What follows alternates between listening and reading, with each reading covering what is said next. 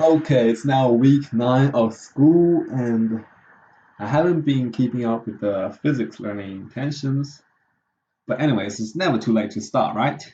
So we're learning something from week 1, 1.1, projectile motion. This is a very important topic, I would say.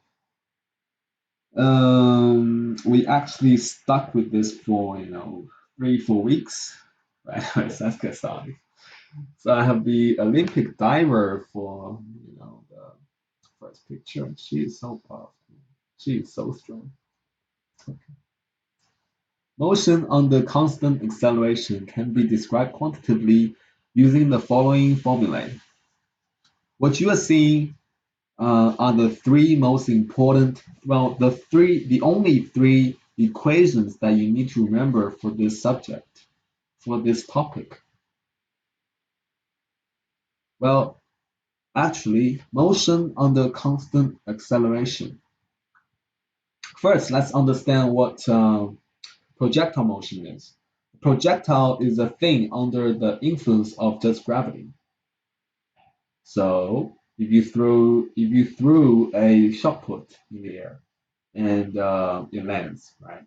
That is because gravity, and this is an example of projectile motion. But I tell you what wouldn't be a projectile motion if you throw a ping pong ball and it gets blew away by the air, the strong air, right? Causes the ping pong ball to go in the opposite direction that you threw it. That would not be a projectile motion because the factors that are influencing the direction of traveling of this ping pong ball are not just gravity. There is gravity, and there is also air resistance. The air is pushing from a certain direction, causing it to go off course. Here we're looking at a multi-image representation. It is a diagram showing multiple images taken in equal intervals of time. So this picture could be taken every zero point 0.1 second. So each of these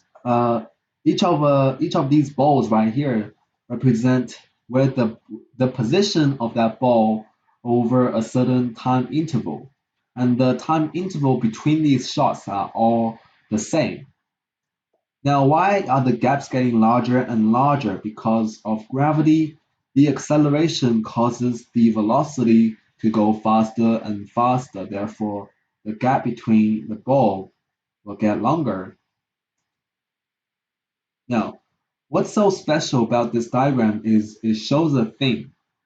The thing it shows that horizontal component of velocity doesn't affect the vertical motion of a ball. Now, this could be quite tricky to understand for primary schoolers or even me a few weeks ago. Think about it. The horizontal component of velocity doesn't affect how fast the ball falls. So it doesn't matter how fast you throw this ball sideways. The rate at which it's falling is the same as if you just drop a ball from your hand without applying horizontal forces.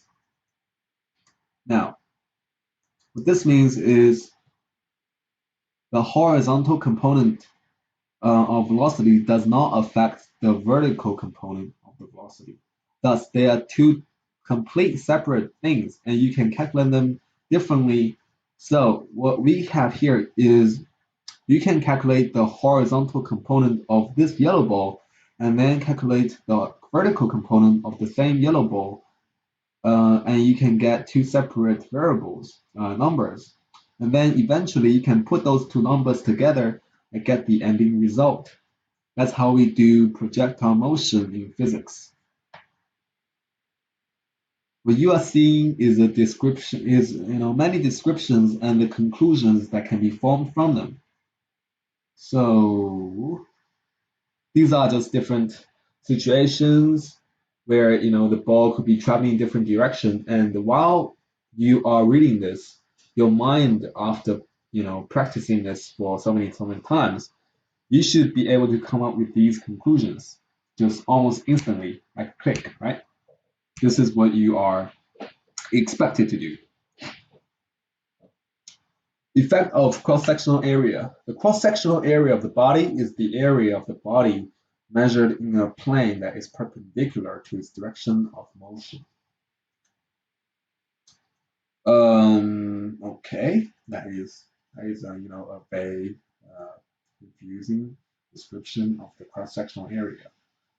Now, imagine a car, the frontal view of a car, or a bus, or any car you're thinking of. If you just stay dead front at the front of this car, what you will be seeing is just the front of this car. Now imagine you as many air particles. When the air particles hit the car from the front, it's going to hit all those cross-sectional area. Thus, the greater the cross-sectional area is, the greater the number of particles in the medium will exert a force on the body as it moves through that medium. So what that means is if the cross-sectional area is bigger, more drag force will be applied to that body.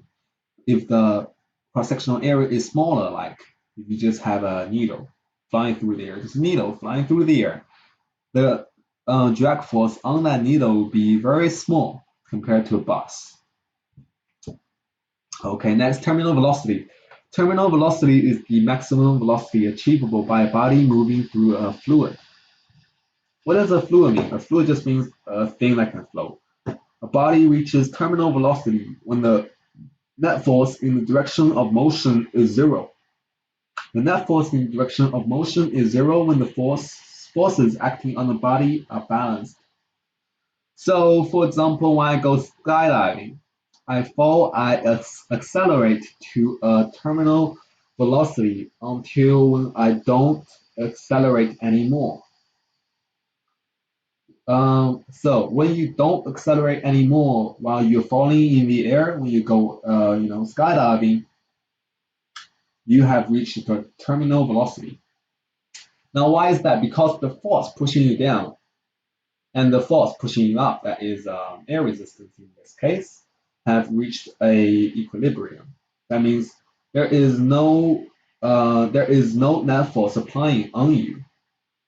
So that means the forces acting down on you, the gravity, and the forces acting up on you, the air resistance, have equaled. Therefore, the net force in the direction of motion is zero.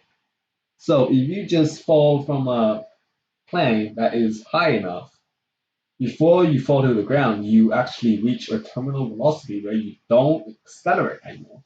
Think about that. You fall through the air, you don't speed up anymore. That's pretty fun, right? Okay. Effect of air resistance on projectile motion. Air resistance or aerodynamic drag is the drag force that opposes the motion of a projectile moving through air. Air resistance opposes the motion of projectile in both the horizontal and the vertical direction, which effectively reduces the maximum height and the range of a projectile.